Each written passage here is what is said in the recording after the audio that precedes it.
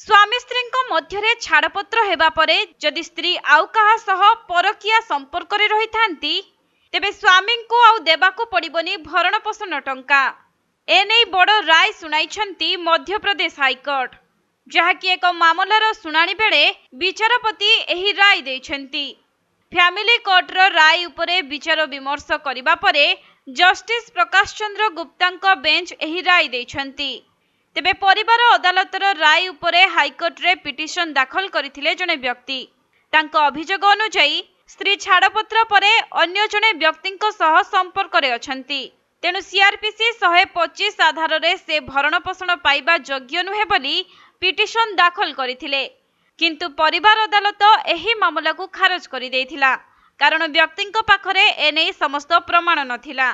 तेणु व्यक्ति जनक प्रथमे एने कौनसी प्रमाण देई नथिबारु आईन अनुसार परिवार अदालत व्यक्ति को स्त्रीर भरण पोषण पई मासिक 10,000 टंका देबाकू कहिथिले।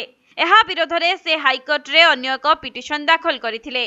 सूचना मुताबक महिला जनक परिवार अदालत रे स्वामी विरोध रे संगीन अभियोग आनिथिले। से कहिथिले जे तांको ससुर घर लोके तांको यौतुक निर्यातना देउथिले, एपरिके तांको एक भड़ा घर नहीं रहिबाकू कहिथिले।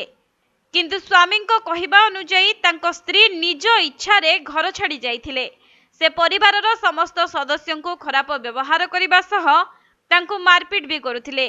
तांकर अन्य एक पुरुष सह अनैतिक संपर्क मध्य रहिथिला, जहाकू नै परवर्ती समय रे से प्रमाण देबारु सीआरपीसी 125 धारा अनुसार छाड़पत्र परे तांको स्त्रीर परकिया संपर्क थिबारु स्वामी को आउ भरण पोषण टंका देबाकू पड़िबो नाही बोली हाईकोर्ट राय सुनाइछंती।